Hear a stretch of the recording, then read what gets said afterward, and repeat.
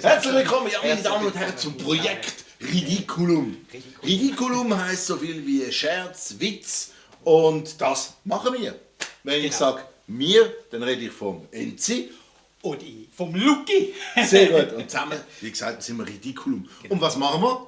Wir spielen den geklauten Witz. Wir haben einfach irgendwelche Witze genommen und haben die Gespielt. verspielt. Verspielt. Bespielt, Bespielt. aufgespielt. Ja, ist ja gleich. Also, wir haben also Witz geklaut und die werden wir präsentieren.